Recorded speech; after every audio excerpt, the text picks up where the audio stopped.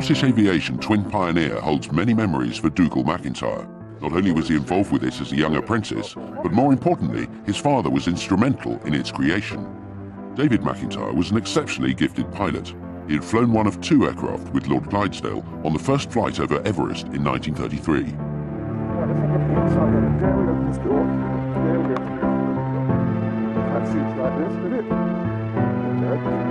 Well, he was flying an aircraft of which this is a model. It's a Western Wallace. It was specially developed for that particular flight. It had a larger engine and oxygen equipment on board, and it was fitted with a much larger diameter propeller so that it could give you the thrust that was needed at high altitude. They flew over the mountain around about 32,000 feet. They had quite a problem with the angle of takeoff of the aircraft because there was only about 9 inches clearance between the tip of the prop and the ground. The pair of intrepid aviators went on to start a flying training school training pilots for the RAF, and by the end of the war, they built up a company with a workforce of over 6,000 servicing and maintaining RAF aircraft. However, things were about to change, and in 1946 the government issued a brief for a new aircraft. And that was what brought into being the Prestwick Pioneer, which was a short takeoff and landing aircraft that had 4 passengers and a pilot.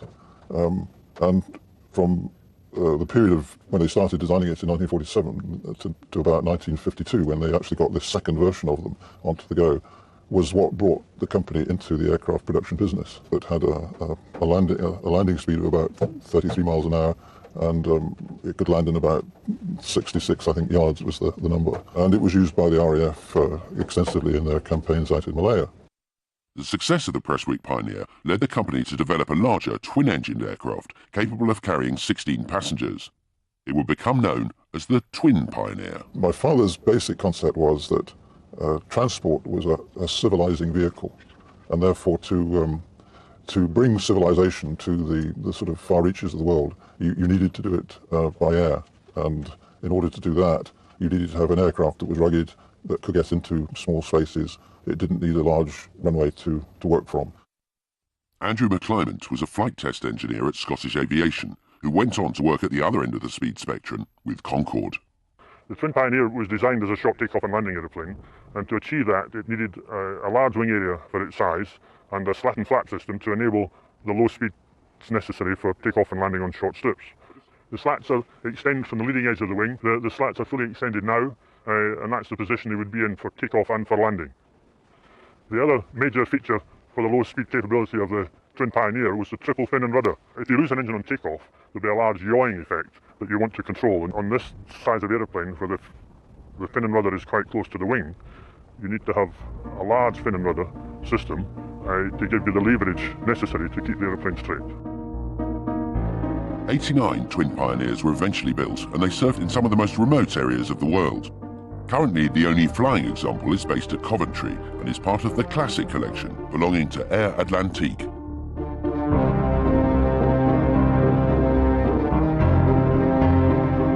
The aircraft clean with no flap will probably stall around about 55 knots, which obviously isn't a great deal, and it's very hard for the aircraft to sort of perform a clean stall. It doesn't necessarily break or drop a wing. It just tends to enter a gradual descent with a light bit of buffeting.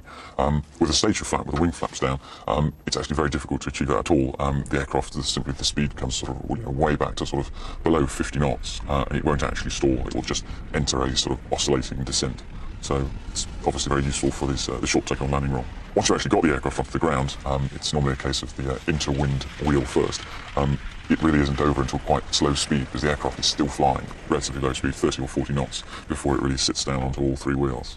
Well, today, coming into this airplane was really quite an amazing feeling. It was a nostalgic feeling which took me back to my early days as an apprentice. Well, the last time I was in a Twin Pioneer was at the 1956 Farnborough display, and that was very exciting as a youngster, which is what I was then. Well, it's quite a lucky position. I'm lucky to be allowed to fly it. I often think of all of those that have probably gone before. I'm sure there's many hundreds of pilots that have probably sat in here. When you see a lot of the strips where people were operating these, I think they must have been very brave. And we were operating in and out of jungle strips about 300 yards long, with rubber trees up to 60 feet high around it. And wet and muddy landings, usually. He was rather fierce, gentle, if you remember rightly. Yeah. He used to call it, it was like flying over a green cauliflower, somebody said. The twin pins, as they were known in the RAF, proved an invaluable lifeline to troops serving in the jungles of Malaya and many other remote theatres of operation around the world.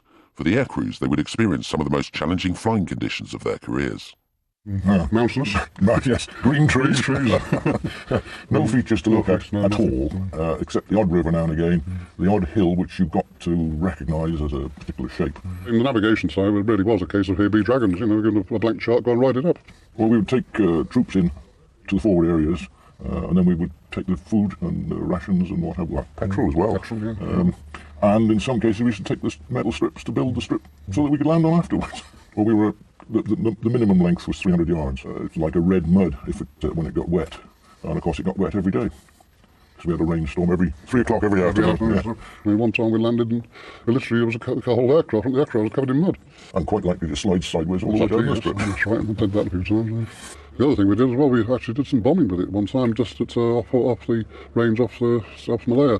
Didn't we have guns on here at one stage? Stuck out through the side there? Yes, yeah. Well, I don't ever recall firing the darn thing. I think it would have been dangerous. As you can see, it's all spars and bits, but it worked, and that was the main thing. It got in and did a job. As we said, the helicopters took it over eventually, but there weren't any helicopters around when this was built that could carry the loads that we were carrying. Well, you put the load on 9 times out of 10, and you took it off again at the other end. So you very much involved with the job of resupply. Yes, you picked up your 65 knots as you lined up with the runway, and you hung on to that for grim death, because at that speed, when you cut the engines, it would land on 3 wheels and you could start braking straight away. If you didn't get the tail wheel down, you couldn't use your brakes. So with 300 yards of wet strip, you needed to be right at the beginning with all wheels on the ground. And that is the difficult bit with gusting winds, and of course we've got windscreen wipers, but they couldn't cope with the sort of rain that we would get out there anyway. You just have to do your best. Well, it was a job, but there were some thrilling moments in there and some scary moments, and it was always hot and sweaty, and we used to fly with the windows open with our elbows out, so they'd just try to get a draft around us to dry the sweat off. You've taken a couple of tons of load out of the back, and then you climb up front, start the engines, and try and get airborne, get high if you could, to get some cool air through the place. But yes, you wrung your flying suit out when you got home at night and hung it on a coat hanger ready for next morning, and it was hard work. In 1956, David McIntyre was sadly killed when the twin Pioneer in which he was flying crashed in the Libyan desert. His legacy, however, was to have created an aircraft which would ultimately save many other lives in conflicts around the world. When I sat in the aeroplane today, and I thought to myself, well, you know, what must it have been like, you know, for a wing to fall off and come down in the deck? And it's nostalgic in that sense, but it also is an enthusiastic feeling as well, because the aircraft did have a very successful career. You know, you finish up the day with very mixed feelings, but I must say, very glad to be able to have had another ride in it. It's rugged, it's durable, it's simple, uncomplicated, and it's one of very few aircraft that actually have been designed and built in Scotland. As for my contemporaries, most of them have no idea what a twin Pioneer is, so we generally have to explain quite a lot, but I think they see the point of it now and again. We loved it. Yeah, it was real flying. It's the start of what's around now, really, except that these days you've got better engines, you've got a nose wheel, and you've got a ramp at the back, which was the next stage for this aircraft, but it just didn't turn out. The most interesting time I've ever had in my life. Yeah, it's so basic that you know, an awful lot of people can't manage it. It's the simplest thing in our frame and 2 engines. What else do you want? Given the job of flying one of those, we really felt important. The development of the glider had 2 problems. Initially, the glider itself couldn't be recovered, and then they tried to put engines on which weren't really powerful enough to carry heavy loads, and then they developed from that a prototype of the Beverley. The Hamilcar's makers, General Aircraft, began work on the GAL-60 Universal Freighter, which, after the company merged with Blackburn, first flew in 1950. After some modifications, the Beverley was born. I did hear one Royal Air Force officer refer to it as a flying block of flats. And it wasn't long, however, before we realised it was a serious aircraft that had made a serious leap forward in load-carrying capability, and that even better things could well come from it. It could go off with its crew and land almost anywhere where it had a reasonable flat strip the surface didn't have to be good, it could land on sand, and when it got there, it could operate completely independently. It had an auxiliary power unit inside, which could be started to power a winch, or to even start the engines if the batteries ran down. It had the overhead gantry system, the ramp system, and the pulley system, so it could load and unload any type of vehicle in any part of the country, any terrain, and didn't need the support that so many other aircraft need. The last remaining example is to be found at Fort Paul, a Napoleonic battery on the banks of the Humber, adjacent to the former airfield where this aircraft made its last landing. Brian Rushworth and his family have assembled a team of experts to assist them in a major restoration project prior to opening the aircraft to guided tours for the general public. It's a fascinating history, even delivering cats in Brunei when there was a rat plague, and saving the Onyx in Kenya. And so people just think of it purely just as a military aircraft, which of course it was mainly supposed to be, but it did so many other interesting things, and we want the world to know about it, and we'll make sure they do. Well, it's just such a huge, magnificent sight when you just walk through those walls and you see that just stood there.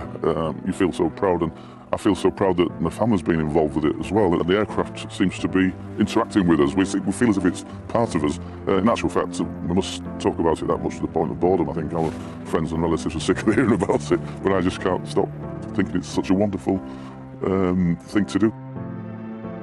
George West first started work at Blackburn in 1928, and since then has seen many aircraft roll off the production line. She wasn't built to fly fast. She was built to work, and other airplanes couldn't do it. They couldn't put the equipment in the aircraft that we got in here. We've had a bus in here, a single bus, East Yorkshire bus in this aeroplane. We're actually at the forward end of the tail boom, near the hatches leading down to the freight bay. My role when I was in the army as an air dispatcher, I was a corporal crew commander, and particularly in the Far East, we would sit up here while travelling to and from dropping zones. Well, these seats are the paratroop seats. There would be 30 paratroops sitting here, and they would go out the hatch right at the bottom in the floor. They would literally walk along and drop straight out.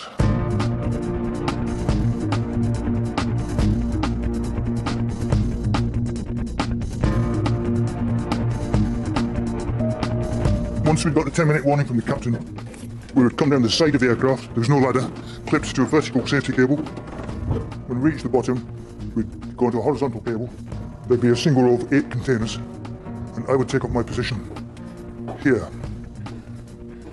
There would be no back door, 800 feet straight down. But when you're standing on the edge of a Beverley, doing a one-ton container drop, you're looking straight down 800 feet, and you've got a magnificent view out of the back of the aircraft, unbeatable, really exhilarating. There's no other way to put it. I think we probably thought it was a noisy, smelly, oily beast, but we've all got a real soft spot for the Beverley, and coming here to see it being preserved at Fort Paul is actually wonderful. And when the Hercules came along, certainly to the Far East in '67, it was a big change. It just wasn't as much fun. Well, this takes you back a bit, doesn't it? A few years, John, doesn't it? Yeah. Well, I'll say. The task that the aircraft carried out was fantastic. It could do almost anything that you asked it to do. Well, the first time I had a ride in the Beverley was when I was an air cadet at Abingdon, and Abingdon was regarded as the home of the Beverley. And very quickly, my ambition became to join the Air Force and get onto a Beverley squadron. Unfortunately, my aspirations came to be, and I thoroughly enjoyed every hour that I flew in the Beverley. The Beverley was in that era, immediately after the Second World War, where the aircraft industry knew changes were ahead, but things couldn't happen overnight. So although the basic concept was pretty impressive, the technology was still wartime. The short takeoff and landing characteristics, plus the ability to reverse once on the ground, meant that the Beverley was operated in areas previously denied to other aircraft. Well, this is the flight engineer's seat, and it was an afterthought. The aircraft was basically fitted for 2 pilots, and a flight engineer wasn't introduced until they had a major accident, which was mishandling of the fuel system, in which a lot of people died and the loss of the aircraft. Most of his monitoring was carried out in front, on the front panels. This is the navigator's position. The navigator would sit there throughout the flight, either working with the electronic aids that were available, or he would be working with dead reckoning using a drift sight. Pass on a piece of paper via the engineer to the captain and say, I'm not sure where we are, and I'm not sure how long we've got to go, but it's all right. Back to back with the navigator is the signaller. Further back is the crawlways down behind the engines. You can actually get down through the main part of the wings behind the engines, and beyond that there is a thing called the dog kennel. Now, the dog kennel houses 2 overload oil tanks, 54 gallons each, total of 108, which during flight you can transfer oil from those tanks to individual engines as they require it. This aircraft used to burn a lot of oil. The unique task of designing these additional oil tanks, which the chief designer insisted had to be manually pumped, fell to George West. Eventually I thought of an idea. Oh, there's a big hole in the front spar. I crawled through there. When I got in, there was another 20-inch diameter hole through the centre rib. And I suddenly had an idea if I split it up into 2 cigar-shaped tanks so that I had one port and starboard. We then had to test it ourselves, and myself and a draftsman working under me flew into Beverley with Tim Wood, our chief test pilot, up and down the country, transferring the soil. And that was the pump that's fitted in this Beverley today. It was one of those aeroplanes that created a tremendous esprit de corps amongst the crews. They weren't very pleased initially to be posted onto them, but once they realised what the capability of the aeroplane was, then they thoroughly enjoyed their time. It engendered a spirit between all those who flew it and the guys on the ground who maintained it. Everybody loved the aircraft, and in turn they liked each other. We all get together and tell stories of the times in the 60s, and the wives sit there in disbelief, believing that these elderly gentlemen did this sort of thing in places like Hong Kong, Australia, Bangkok, etc. around the world. After the Second World War, there wasn't a transport aircraft that could do what this aircraft did. And as soon as it came into service, it was in demand all over the world. People wanted to see the aircraft, they wanted to use the aircraft. It is a classic, an absolute classic. Oh, I go back and fly this tomorrow. Two iconic names in the development of Europe's industrial fortunes tonight on Discovery History and Ronald Top Series Industrial Revelations, beginning with Alfred Nobel at 10 and Ernst von Siemens at 10:30. Next, we'll have the classic British aircraft.